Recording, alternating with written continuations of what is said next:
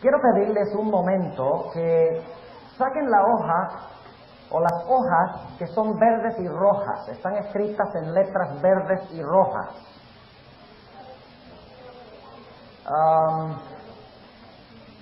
Ustedes notarán que el título de la hoja es Algunos paralelos entre Daniel 8 y 9, 11 y 12 y Apocalipsis. Al comienzo del tema esta noche vamos a analizar esto. Les voy a explicar cómo usarlo. Sin embargo, antes de hacerlo, vamos a inclinar nuestros rostros y vamos a pedir que Dios bendiga el estudio de su palabra. Amante Padre, en esta noche te damos gracias porque podemos reunirnos después de un lindo día de recreación para estudiar tu santa palabra. Pedimos, Señor, que vengas a nosotros por medio de tu Santo Espíritu y que nos enseñes lo que necesitamos indispensablemente saber. Te lo pedimos en el nombre de Jesús. Amén. Ahora ustedes deben tener la hoja en su mano. En realidad son 3 páginas. Ustedes notarán que en la columna izquierda tenemos la actividad o el evento. En la siguiente columna tenemos el versículo en Daniel 8 y 9 donde se encuentra esa actividad o evento.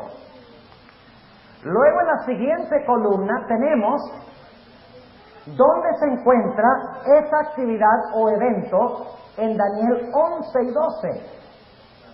Y luego en la última columna tenemos donde se encuentra esa actividad o evento en Apocalipsis y en otras fuentes de la Biblia. Ahora, esto es muy útil. Tomé una buena cantidad de tiempo para preparar esto. ¿Por qué es útil? Por la sencilla razón de que ustedes pueden darse cuenta los paralelos tan tremendos que hay entre Daniel 8 y 9 y Daniel 11 y 12. Y pueden también analizar otras cosas que dice la Biblia sobre lo mismo. Ahora, esto les va a tomar un tiempo estudiarlo. Pero vamos a mirar un momentico, por ejemplo, la primera página. Y solo les voy a mencionar algunas cosas de la primera página como ejemplo. Ustedes notarán que Persia se encuentra en Daniel 8, 3 y 4 y versículo 20. Se encuentra en Daniel 11, 2. Y se encuentra también en Daniel 2, 39, Daniel 7, 5 y Apocalipsis 13 y el versículo 2. Lo cual significa que si ustedes quieren estudiar en cuanto a Persia, tienen que buscar todos estos versículos. Ahora, específicamente, vamos a hablar del aspecto del cuerno pequeño. Vamos a saltar, no vamos a hablar en este momento de Persia, ni Grecia, ni Roma pagana. Vamos a hablar de las actividades del cuerno pequeño o del rey del norte. Ustedes notarán, unión de iglesia y Estado, es el número 4, allí no los tenemos enumerados, pero es el número 4, unión de iglesia y Estado. ¿Se encuentra eso en Daniel 8 y 9 y también en Daniel 11 y 12, sí o no? Claro que sí. ¿Qué tal el pisotear del santuario? ¿Se encuentra en los dos? Sí.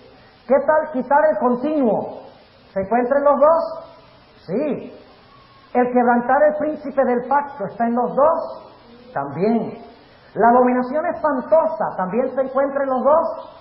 También. ¿De que el poder será engañoso, sagaz y mentiroso está también en los dos? Sí. ¿La persecución de los santos se encuentra también en los dos pasajes? Sí.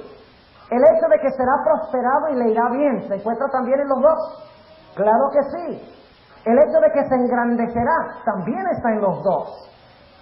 Ahora, el que hablará maravillas y blasfemias no se encuentra en Daniel 8, aunque está sobreentendido, porque en Daniel 8 se proclama Dios. Y luego se le llama rey en Daniel 8, y también se le llama rey en Daniel 11. Ahora entonces, yo pregunto, ¿representan Daniel 8 y 9 y Daniel 11 y 12 el mismo poder? ¿Están hablando del mismo poder? ¿Qué creen?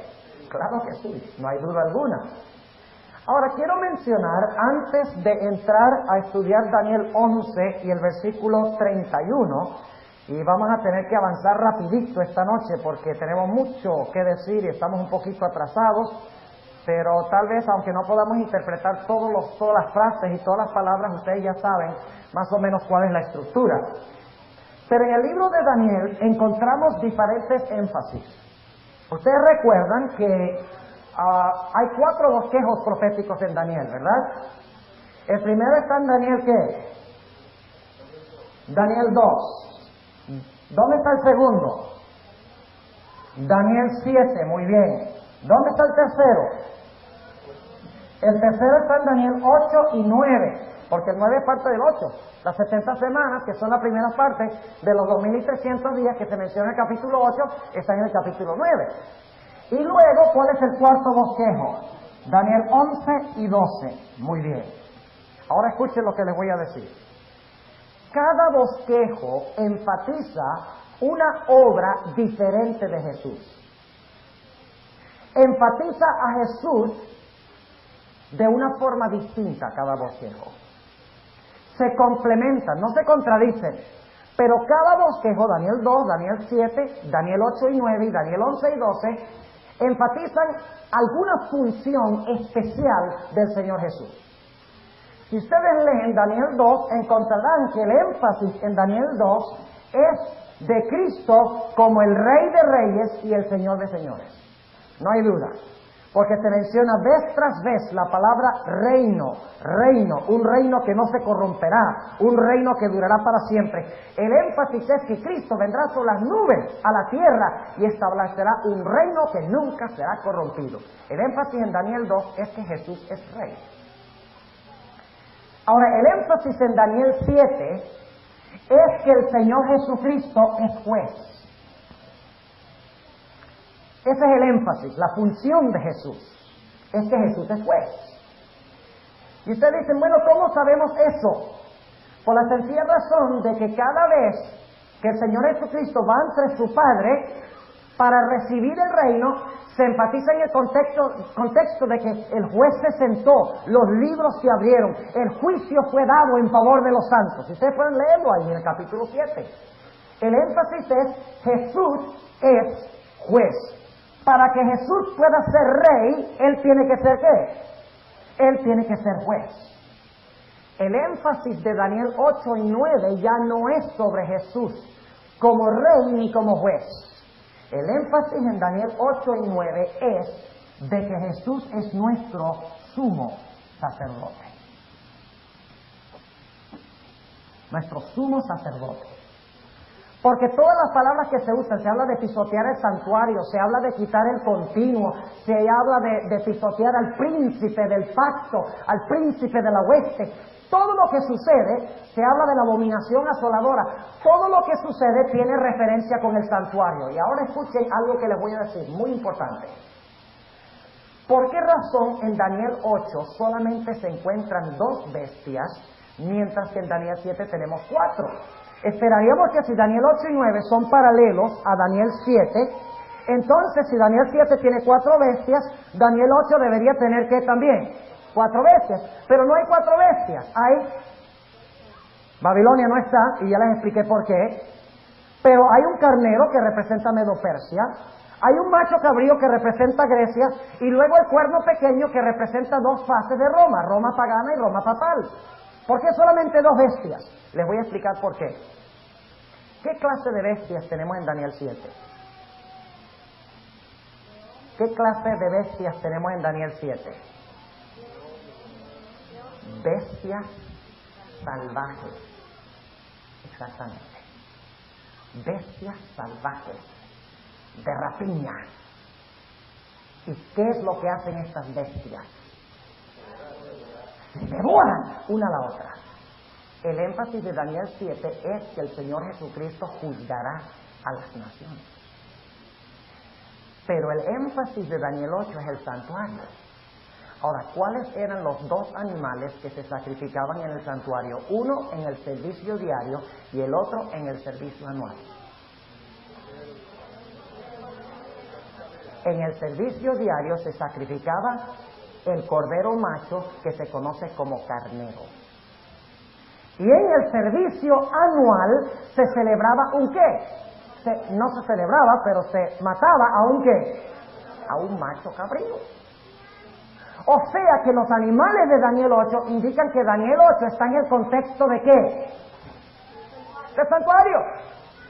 Que ya no es el énfasis de la lucha entre naciones y que Cristo le va a quitar el poderío a las naciones en el juicio, sino que el énfasis es que el Señor Jesucristo es el gran sumo sacerdote que está purificando el santuario. Ahora, en Daniel 11 y 12, el énfasis sobre Jesús es que Jesús es el libertador. El libertador. El pueblo está en peligro. El pueblo de Dios, el remanente, está por desaparecer de la tierra. Y cuando está a punto de desaparecer, ¿qué pasa? Se levanta Miguel. ¿Y saben lo que significa levantarse Miguel? Ya lo mencionamos. Significa cerrarse el juicio investigador. O sea, fíjense qué interesante. Escuchen bien. Daniel 8 y 9 habla del comienzo del juicio investigador. Mientras que Daniel 11 y 12 habla de qué? De la conclusión del juicio investigador. Esto habla del momento cuando en 1844 empieza el juicio. Empieza la purificación del santuario. Pero Daniel 11 y 12 enfatiza el momento cuando se termina de purificar el santuario. ¿Entiende lo que estamos diciendo? Cuando se levanta Miguel. Y dice allí que habrá un tiempo de angustia después que se levante Miguel. Mas en aquel tiempo tu pueblo será libertado. Todo el que se hallare escrito en el libro. ¿Cuál es el énfasis de Miguel entonces? ¿Qué es Miguel en Daniel 12? Libertador. ¿Cuál es el énfasis en Daniel 8 y 9? Sumo sacerdote. ¿Cuál es el énfasis en Daniel 7? Juez. ¿Y cuál es el énfasis en Daniel 2? Rey. 4 funciones de Jesús. Qué interesante. Bueno, no vamos a decir más de eso. Vamos a Daniel 11 y el versículo 40. Daniel 11 y el versículo 40. Y vamos a ir ahora versículo por versículo. Y yo espero esta noche llegar por lo menos hasta el versículo 35. Por lo menos hasta el versículo 35. Así que tenemos mucha tela que cortar. Daniel 11:31. Hablando del rey del norte, y este periodo, déjenme decirles, este periodo es el periodo de la supremacía papal. En el versículo 31 empieza a hablar de eventos que suceden después del año 538. Después que cae Roma pagana, ¿se levanta quién? Según los bosqueos que estudiamos. Roma papal. Así que empezando en el versículo 31 va a hablar de la carrera de Roma papal, especialmente en su fase histórica, durante los 1260 años. Ahora, ustedes recuerdan en Daniel 2 que se mezcló en los pies, ¿qué cosa? ¿Qué se mezcló en los pies? El hierro y el barro. ¿Qué representaba esa mezcla? ¿La unión de qué? De la iglesia con el Estado. Y lo vimos de la Biblia. Ahora, esto significa una mezcla ilegítima. Ahora escuchen cómo empieza el versículo 31. Dice, y serán puestos brazos de su parte. O sea que al papado, al rey del norte, se le brindarán brazos. Se pondrán brazos de su parte. Se pondrán brazos de parte del papado para ayudar al papado. Ahora, ¿qué es eso de brazos? Se pondrán brazos de su parte. ¿Cómo lo averiguamos? La concordancia. Ok. Están un poco débiles esta noche ustedes. Noten Ezequiel 30. Vamos a Ezequiel el capítulo 30. Ezequiel el capítulo 30. Vamos a ver qué son brazos. La idéntica palabra. Ezequiel 30 y el versículo 22 hasta el versículo 25. Ezequiel 30, 22 al 25. No se pongan a especular lo que representa brazos. Búsquenlo. A ver en otras partes de la Biblia qué significa brazos. ¿Saben lo que significa brazos? Significa poderío militar. Poderío militar. Significa tener la ayuda de ejércitos. ¿Y los ejércitos y los militares de qué son? ¿De la iglesia o del Estado? O sea que tenemos una mezcla de qué en esta primera frase. De la iglesia y el Estado. Si es que los brazos representan poderío militar. Vamos a leerlo. Ezequiel 30:22. Por tanto, así ha dicho el Señor Jehová: heme aquí contra Faraón, rey de Egipto, y quebraré sus brazos, el fuerte y el fracturado, y haré que la espada se le caiga ¿de dónde? ¿Por qué se le va a caer la espada de la mano? Porque el que tiene el brazo quebrado no le sirve la mano. Y luego dice, versículo 23, y esparciré los egipcios entre las gentes, y aventarélos por las tierras, y fortificaré, escuchen esto ahora, fortificaré los brazos del rey de Babilonia. ¿Ven? O sea que va a caer el rey de Egipto, porque se le va a quebrar el brazo, y en lugar de eso Dios va a fortalecer los brazos ¿de quién? Del rey de Babilonia. El poder político de gobernar de Babilonia. Y fortificaré los brazos del rey de Babilonia y pondré mi espada en su mano. Le quita la espada a Faraón, quebrándole el brazo, y le da la espada a Nabucodonosor, a Babilonia, fortaleciendo su brazo. Entonces, ¿qué representa el brazo? El poderío político. Y luego dice, mas quebraré los brazos de Faraón, y delante de aquel gemirá con gemidos de herida ¿de qué? De muerte. Fortificaré pues los brazos del rey de Babilonia, y los brazos de Faraón caerán, y sabrán que yo soy Jehová, cuando yo pusiere mi espada en la mano del rey de Babilonia, y él la extendiere sobre la tierra de Egipto. Entonces, ¿qué representan los brazos? El poder civil, o el poder político. O sea que el rey del norte no solamente iba a tener poder religioso, sino que iba a tener ¿qué? Poder político. ¿Encontramos eso ya en Daniel 2? ¿Con la mesa del hierro y el barro? Claro que sí.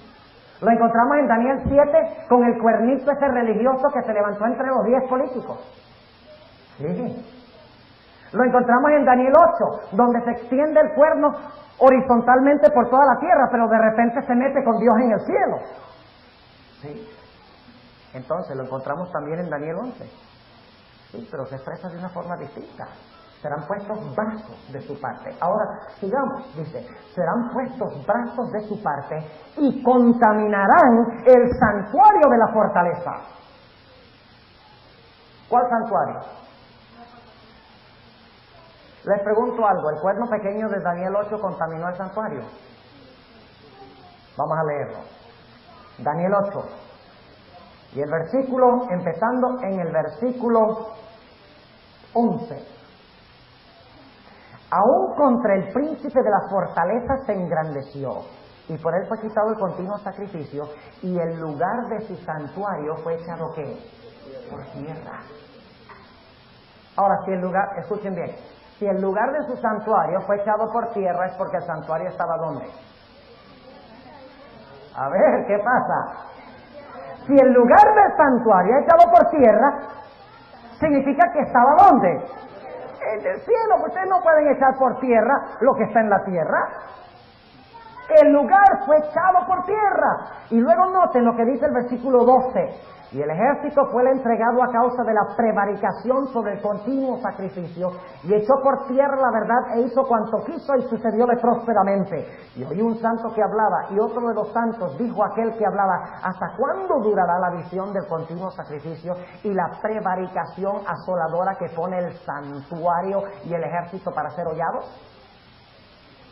Y luego viene la respuesta: hasta 2300 días, y el santuario será ¿qué? Purificado. El cuerno pequeño de Daniel 8 hace lo mismo que el rey del norte de Daniel 11, ¿sí o no? ¿Se entrometen con el santuario? Sí. Ahora, cuando dice aquí que contaminarán el santuario de la fortaleza, ¿a cuál santuario se está refiriendo?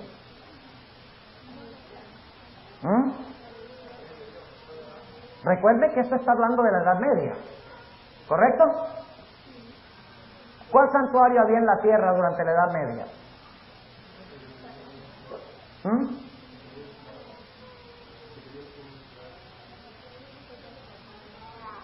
Déjeme repasar algo en cuanto al santuario.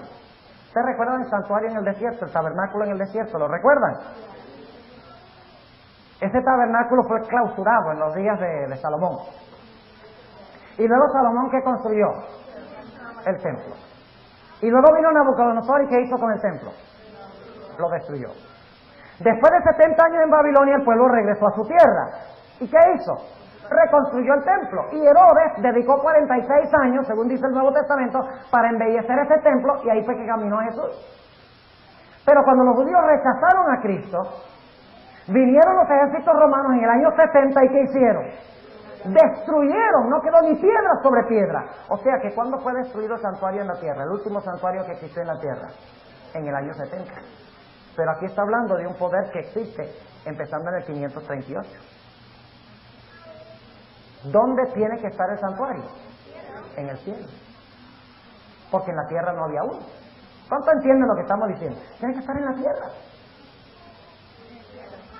Perdón, en el cielo. Tiene que estar en el cielo, no en la tierra. Tiene que estar en el cielo. ¿En qué sentido contaminaron el santuario de la fortaleza? ¿En qué sentido el cuerno pequeño contaminó el santuario? Bueno, no sé cuánto tiempo debemos dedicar a esto, pero vamos a leer un par de textos. En el Antiguo Testamento había dos formas de contaminar el santuario. Una forma era contaminar el santuario legalmente.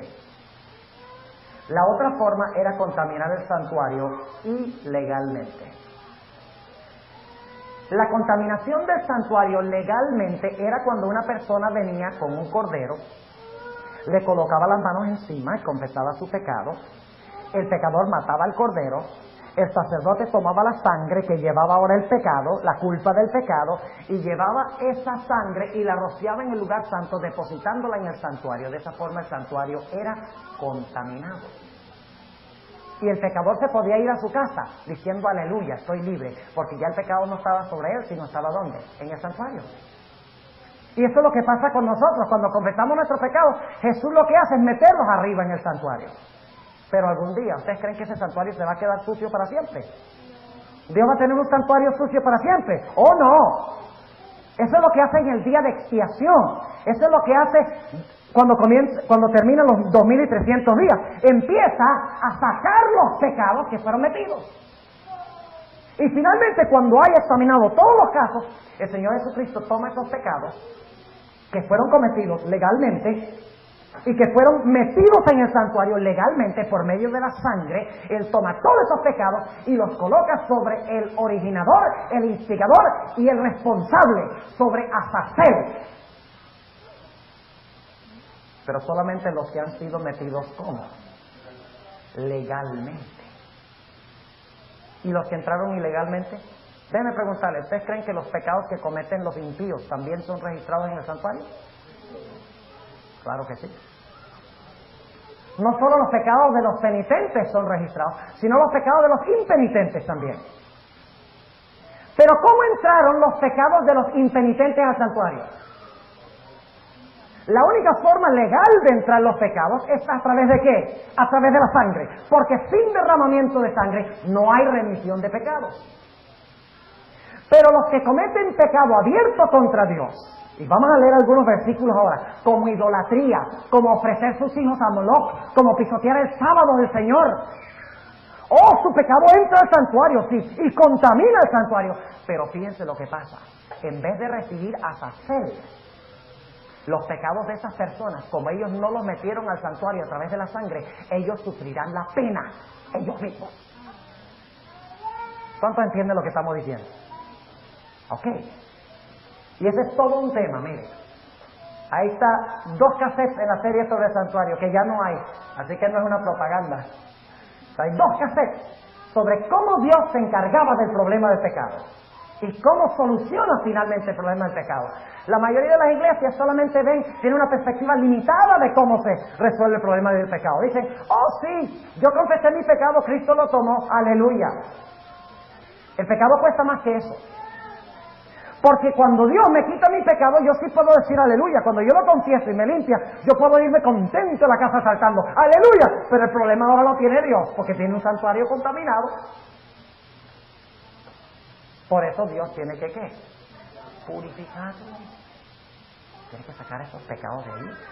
Y esto es una doctrina bíblica. No se den ustedes convencer, eso lo inventó la viejita esa. la de los libros rojos. Ni se coman el cuento. Porque es una doctrina bíblica la purificación del santuario. Si no, tendríamos que cortar Daniel 8:14 de nuestra Biblia. Hasta 2310 santuarios será purificado. Ahora yo quiero preguntarles, ¿qué clase de contaminación creen ustedes que está hablando aquí Daniel 11? Cuando dice contaminarán el santuario. ¿Legal? ¿Está hablando de qué? Del papado. O sea que la contaminación del santuario es contaminación ¿qué? Ilegal. Ahora vamos a notar qué era lo que contaminaba el santuario. Ilegalmente. Ahora no vamos a hablar de legal porque no está hablando de contaminación legal. Noten lo que dice en el libro de Ezequiel. ¿Saben ustedes que Ezequiel era contemporáneo de Daniel? ¿Sabían eso? Lo más probable es que Daniel y Ezequiel se conocían. Daniel fue llevado cautivo a Babilonia en el año 605, en el primer cautiverio de Jerusalén. Ezequiel fue llevado en el año 597, en el segundo cautiverio de Jerusalén. Y luego Jerusalén fue destruida finalmente en el año 586. Pero Daniel y Ezequiel estuvieron en Babilonia al mismo tiempo. ¿Creen ustedes entonces que Ezequiel podría tener algo que decirnos en cuanto a este asunto?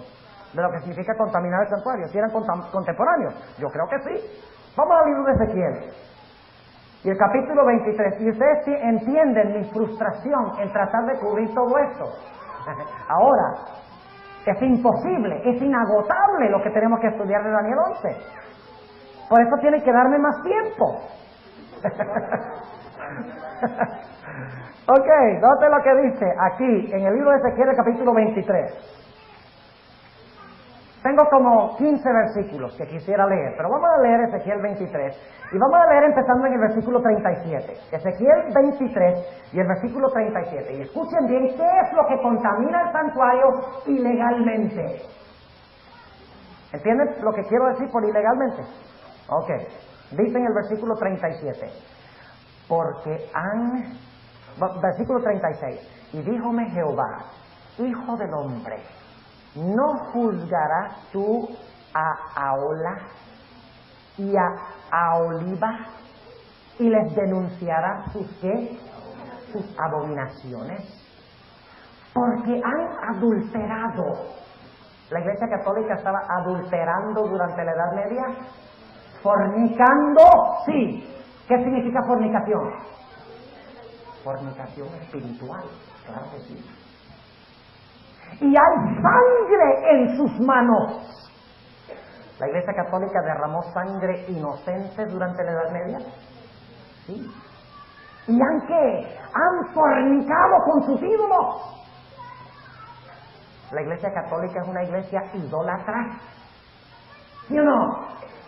¿No lo creen? ¿Cuántos aquí han sido católicos antes de ser adventistas? La Iglesia Católica, ustedes entran y la iglesia por dentro está pegadita con solo el púlpito. ¿Ah? ¿Qué es lo que hay en la Iglesia Católica?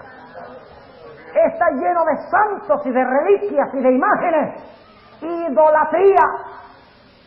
Sigue diciendo. Han fornicado con sus ídolos.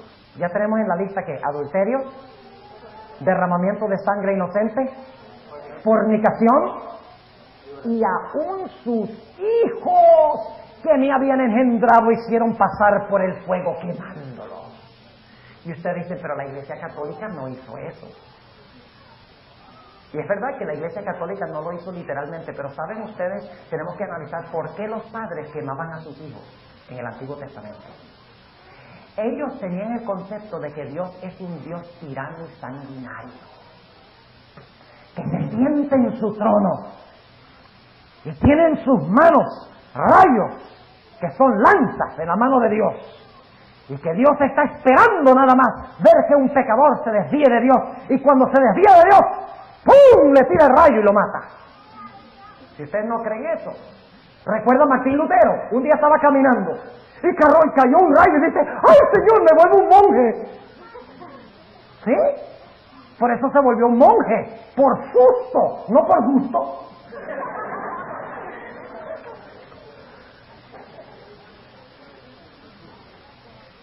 Ese era el concepto que tenían que tener. Y entonces las naciones paganas decían, Israel, que inclusive se contaminó, decía, para que podamos para que Dios no esté tan enojado y furioso con nosotros, para que se pueda apaciguar su ira. Vamos a quemar a nuestros hijos, vamos a ofrecérselos en sacrificio, para que su ira se pueda mitigar y calmar. Hay una doctrina que se originó en la Iglesia Católica que se conoce como la doctrina del infierno. ¿Qué concepto tienen de Dios? Un Dios sanguinario, tirano, que se siente en su trono listo para derramar su ira. Y que por lo tanto hay que hacer penitencias.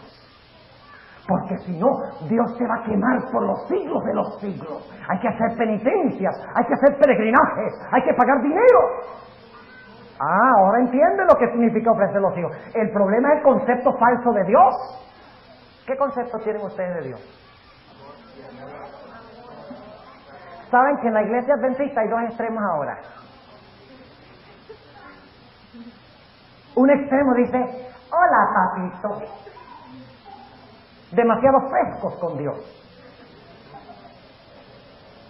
Y hay otros que dicen: hola papá.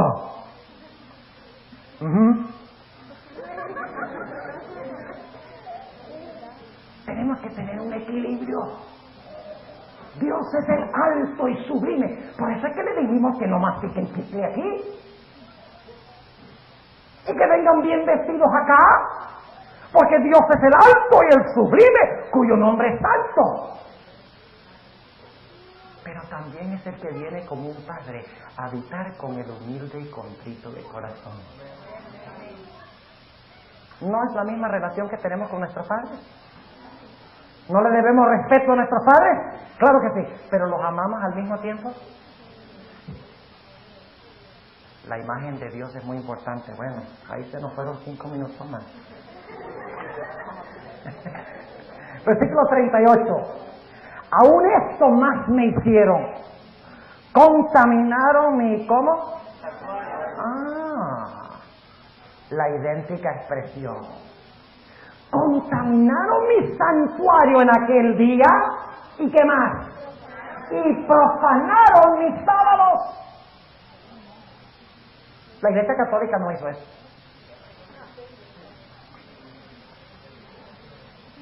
Pensará cambiar los tiempos y la ley. ¿Es esa parte de la contaminación del santuario, sí o no? Lo acabamos de leer. Sigamos leyendo. Versículo 39. ¿Qué principio estamos usando aquí?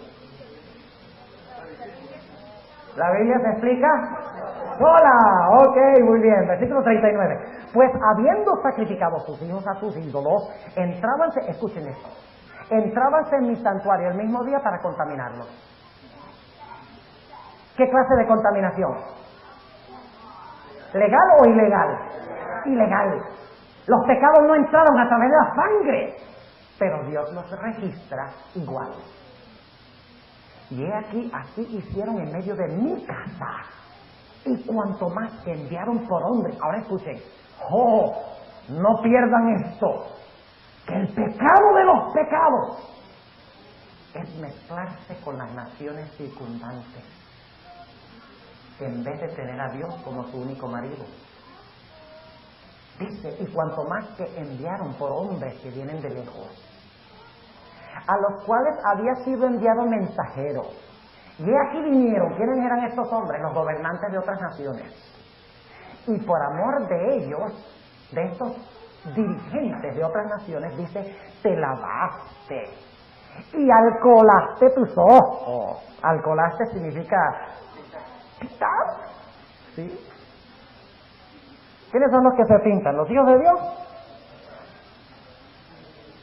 ¿Las hijas de Dios son las que se pintan? Lean su Biblia.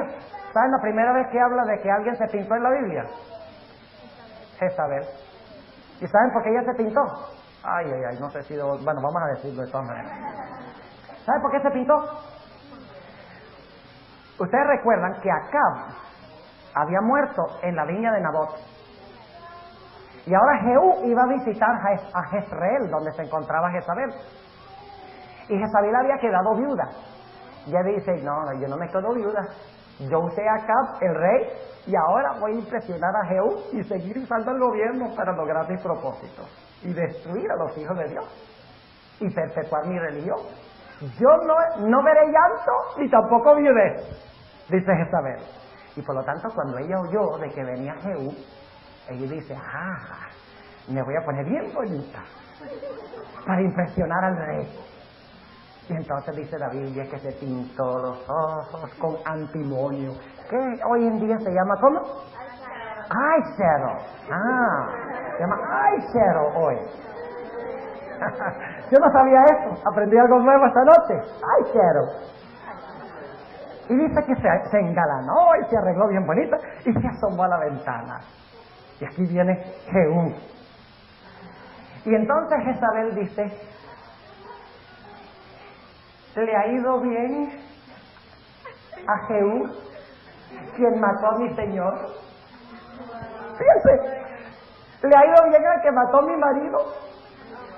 Oiga, qué grotesco. Y entonces Jehú dice, a ver, allá en la ventana, ¿quién está conmigo? Y Jezabel enseguida piensa y dice, yo estoy con él. Y dice Jehú, échenle abajo, échenle abajo. Y la empujaron. Y la echaron abajo. Y dice la Biblia que los caballos le pasaron encima y la sangre salpicó los caballos. ¿Dónde encontramos eso en otra parte de la Biblia? Cuando cae Babilonia. Cuando Babilonia se quiere unir con los reyes de la tierra. Vaya coincidencia interesante. No es coincidencia, es providencia. Porque en la Biblia no hay coincidencias. Bueno, sigamos aquí. Versículo 40. Y cuanto más que enviaron por hombres que vienen de lejos, a los cuales había sido enviado mensajero, he aquí vinieron, y por amor de ellos te lavaste, y alcoholaste tus ojos, y te ataviaste ¿con qué? ¿Quiénes son las que usan joyas? Perdón, que no los oigo. ¿Quiénes son las que usan joyas? ¿Qué pasa? Se esquiaron mucho esta tarde ustedes. Están cansados. ¿Y cómo se llama la ramera? Babilonia. Entonces, ¿hay algunos babilonios en la iglesia? ¿Cómo les parece? ¿Sí hay o no hay? ¿Que se visten como Babilonia? ¿Hay o no hay? ¿Sí? Qué interesante, ¿no? La iglesia no es Babilonia, pero en la iglesia hay Babilonia. Una multitud mixta. Ahora escuche. Versículo 41. Y te sentaste sobre tu suntuoso estrado, y fue adornada mesa delante de él, y sobre ella pusiste mi perfume y mi óleo. ¿Qué más? Perfume y óleo. Y oyóse en ella voz de compañía en holganza. Y con los varones fueron traídos de la gente común los sabeos del desierto, y pusieron manillas sobre sus manos y coronas de gloria sobre sus cabezas. Y dije a la envejecida en adulterio. ¿Cuál es el problema con el pueblo de Dios? ¿Está qué? ¿Adulterando con quiénes? Con los reyes. Sus prostituciones cumplirán ellos ahora, y ella con ellos. Porque han venido a ella como quien viene a mujer ramera. ¿Cómo se le llama Babilonia en el Apocalipsis 17? La grande ramera. ¿Hay alguna conexión entre esto y Apocalipsis? Claro, sí. Y noten la descripción, porque han venido a ella como quien viene a mujer ramera. Así vinieron a Ahola y a Oliva, mujeres que depravadas. Por tanto, hombres justos las juzgarán por la ley de las adúlteras y por la ley de las que derraman sangre, porque son adúlteras y sangre hay en sus manos. Y luego el versículo 47 habla de la destrucción de la ramera. Dice, y la compañía de gentes la apedreará con piedras y las acuchillará con sus espadas. ¿Recuerdan anoche la espada de cada cual será contra su compañero?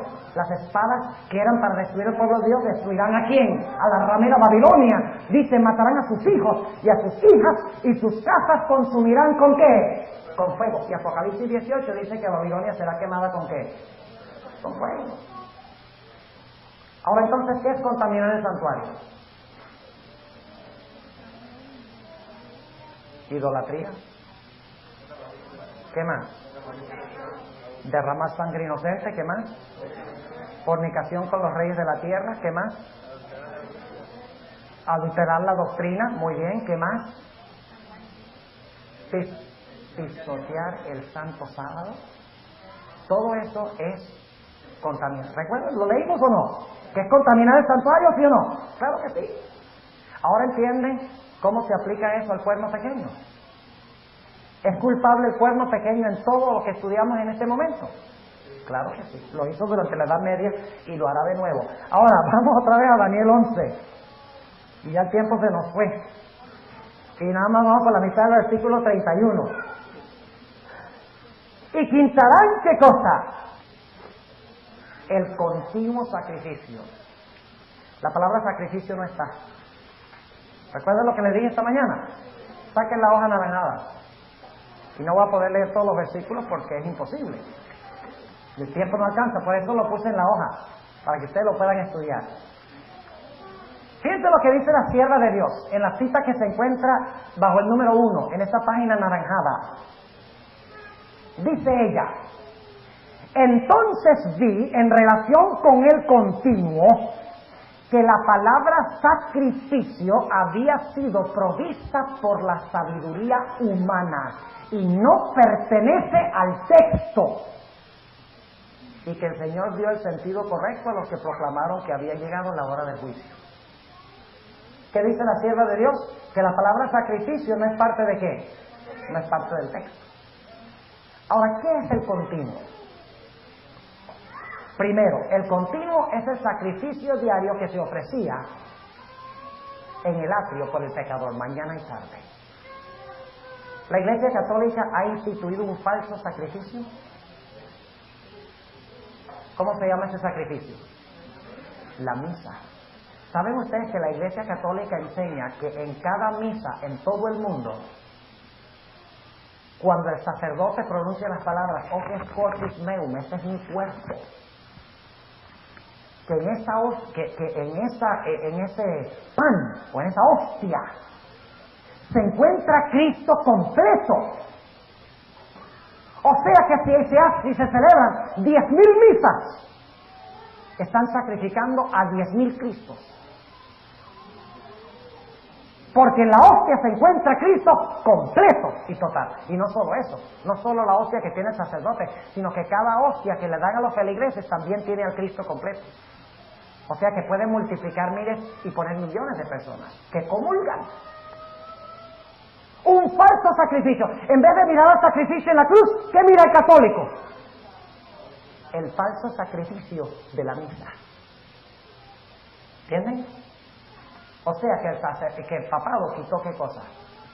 El continuo sacrificio. O sea, el hecho de que Cristo fue sacrificado de una vez por todas y nada más tenemos que mirar a Cristo para recibir provisión por nuestros pecados.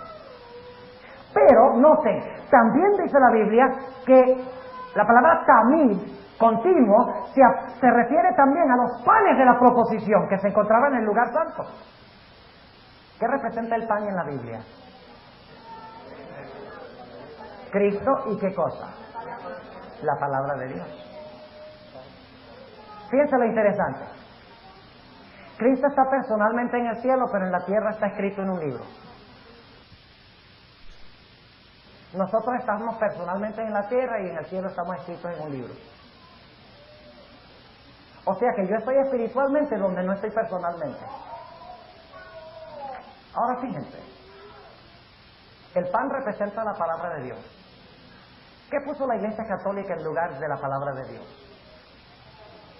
¿En qué se basa? ¿Dónde está la doctrina del purgatorio en la Biblia? Deme un versículo nomás.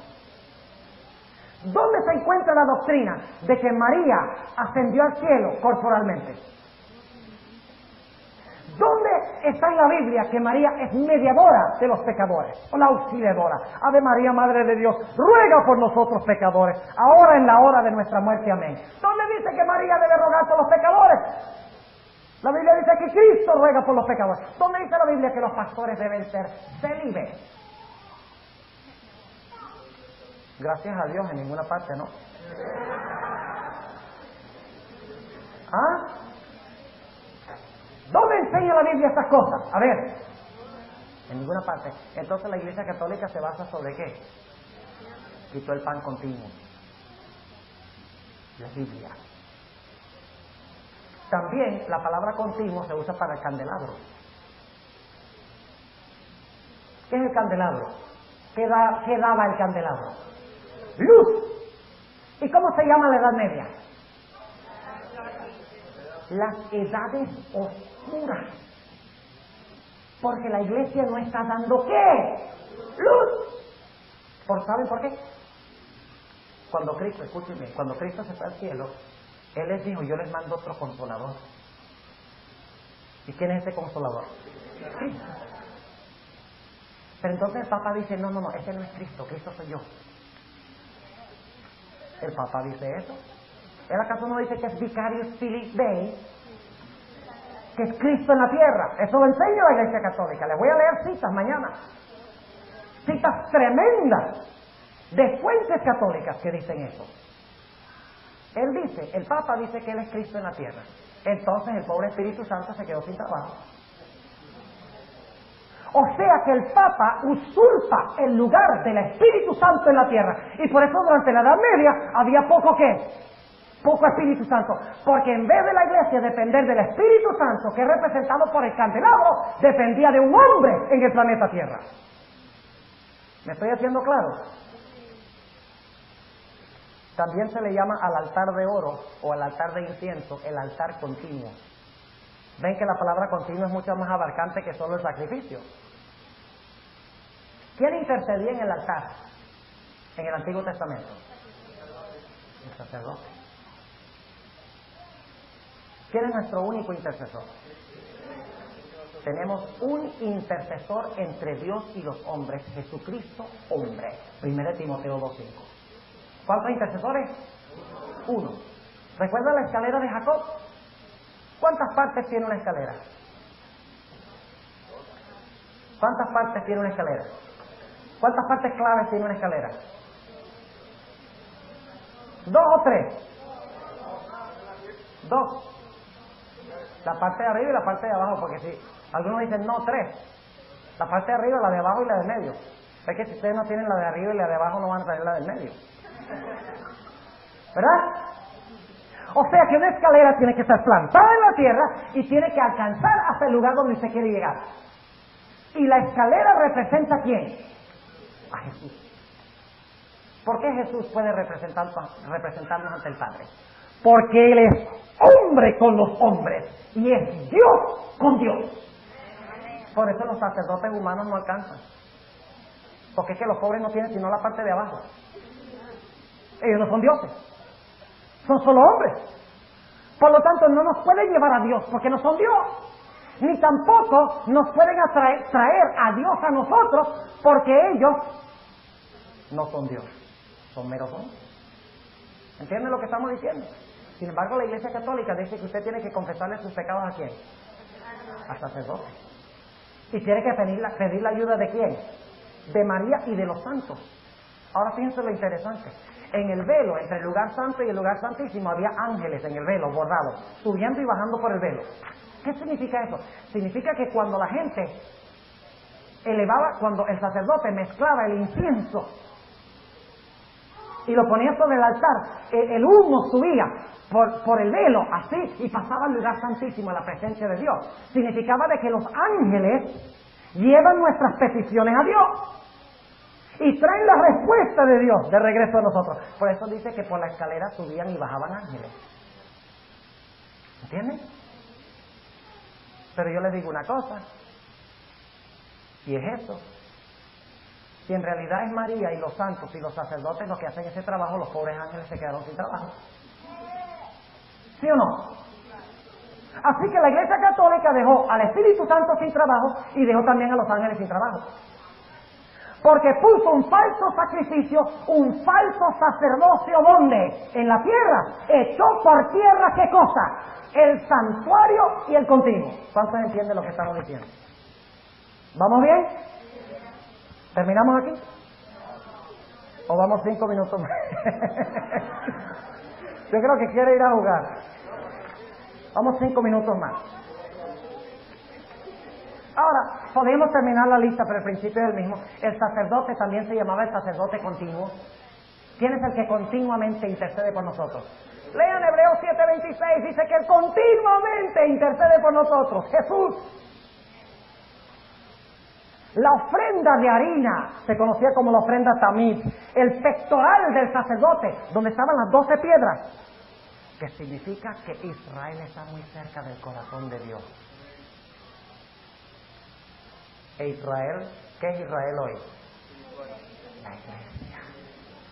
¿A dónde nos tiene Cristo entonces? ¿A dónde los tiene ustedes, jóvenes? Muy cerca de su corazón. Exactamente. Pectoral continuo. Ahora, ¿entienden lo que es el continuo? Quiero concluir, aunque sea con el versículo 31. Porque la última frase es tremenda. Y pondrán la abominación espantosa. La abominación espantosa. Ahora, permítame decirles que la palabra espantosa no aparece. En realidad la traducción no es espantosa. Es la abominación asoladora o desoladora, la traducción correcta. Es la palabra hebrea, la palabra que traduce espantosa es la palabra hebrea shamem. Y en varios versículos se enfatiza de que es una abominación que trae asolación o desolación como resultado. O sea que son unos pecados tan terribles que el resultado es que trae asolación o desolación. Vamos a leer algunos versículos. En el mismo libro de Daniel. Vamos a Daniel el capítulo 8 y el versículo 13. Daniel 8 y el versículo 13, donde se usa la palabra shamem. Dice en el versículo 13, y oí un santo que hablaba, y otro de los santos dijo a aquel que hablaba, ¿hasta cuándo durará la visión del continuo y la prevaricación asoladora que pone el santuario y el ejército para ser hollados? Ahí habla de la prevaricación asoladora, es la misma palabra que encontramos en Daniel 11. Noten también lo que dice Daniel 9, versículo 26. Después de las 72 semanas se quitará la vida al vestido, sino por ti, después de un príncipe que hable de la ciudad y el santuario. Con inundación será el fin de ella, es decir, de la ciudad, hasta el fin de la guerra será asolada, será instalada con la guerra. Otra semana comenzará el paso y a la mitad de la semana hará cesar el sacrificio y la presa y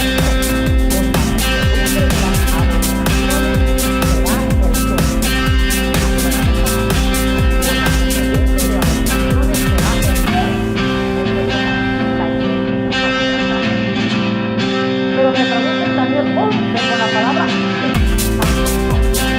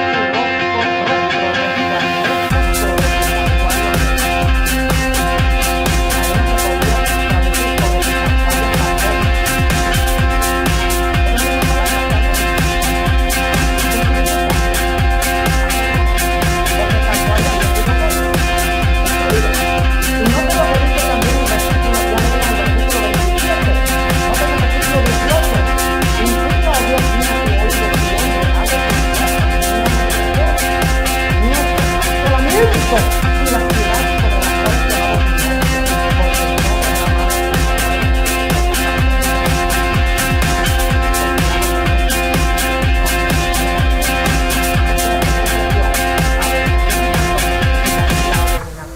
trae como resultado desolación. Ahora, ¿qué quiere decir esta palabra abominación?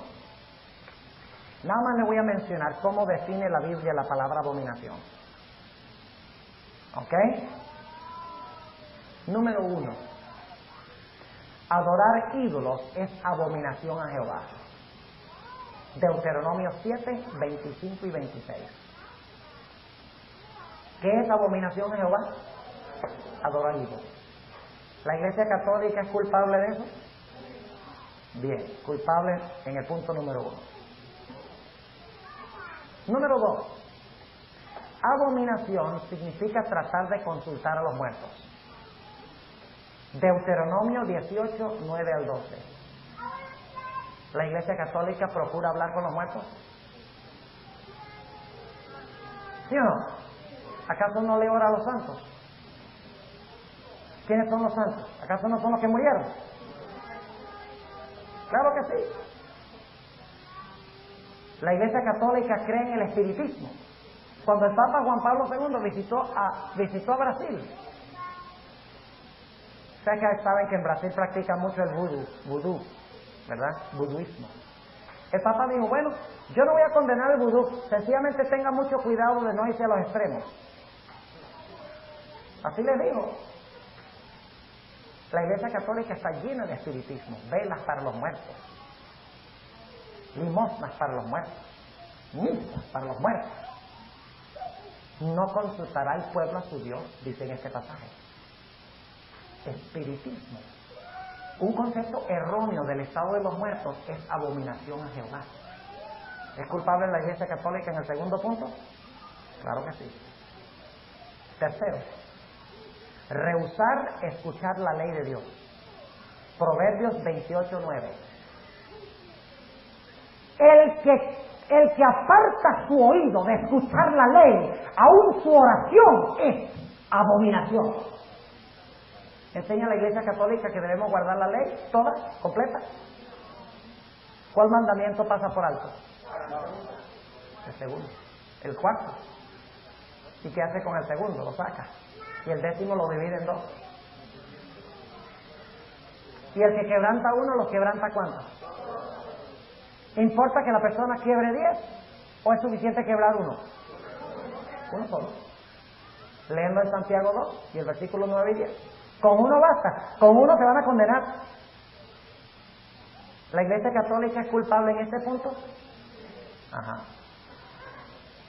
Número 4. Practicar el sexo fuera del matrimonio. Fornicación.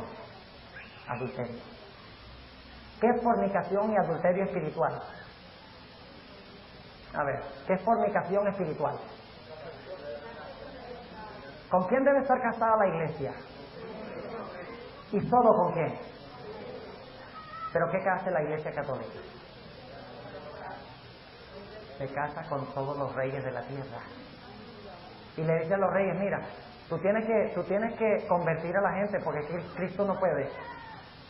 Eso es básicamente lo que está diciendo. Como nosotros no podemos cumplir nuestra misión, ayúdanos. Le dicen a los reyes de la tierra. ¿Es culpable la Iglesia Católica en el cuarto punto? Eso es de Ezequiel 33:26. Lucas 16:15 dice que abominación es enseñar que podemos salvarnos por nuestras buenas obras. La Iglesia Católica no enseña eso. Vigilias, peregrinajes, misas. ¿Recuerdan Colombia? Allá estuve en el Cerro Monserrate de rodillas. ¿Hay alguien aquí que es de Bogotá? Hermana, allá de Bogotá. ¿Ha subido alguna vez en rodillas? ¿De rodillas, hermana?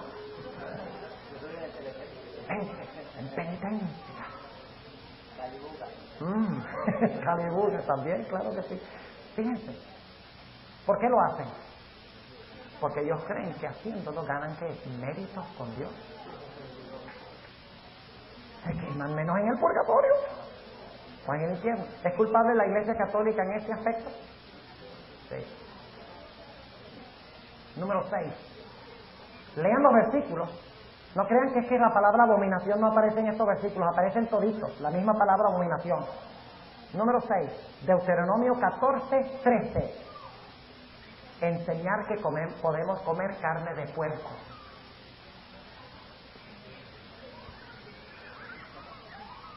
¿Cuántos de ustedes conocen a un católico que dice, no, yo no como carne de puerco porque la Biblia lo prohíbe? ¿Ah? Es abominación comer carne de puerco. Y una iglesia que enseña que se puede comer carne de puerco es abominación a Jehová. Porque la iglesia debe cuidar la verdad de Dios. ¿Es culpable la iglesia católica y las protestantes en esto también? Claro que sí. Escuchen bien ahora. Aquí viene el clave de todo. Ezequiel 8:15 al 17.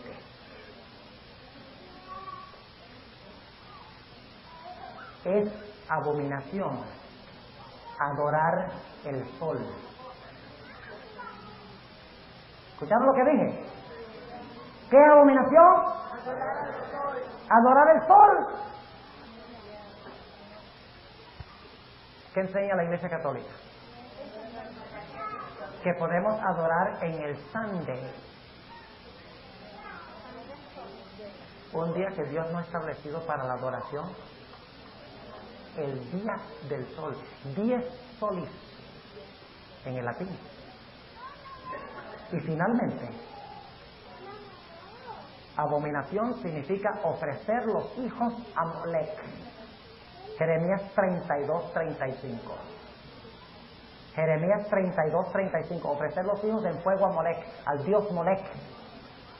Y recuerden cuál es ese concepto de Dios. Hay que apaciguar la ira de Dios a través de estos sacrificios, porque Dios va a quemar a la gente en el infierno para siempre. ¿Qué concepto tiene la Iglesia Católica del infierno? ¿De que los malos se van a quemar y ya se quemaron y desaparecieron para siempre?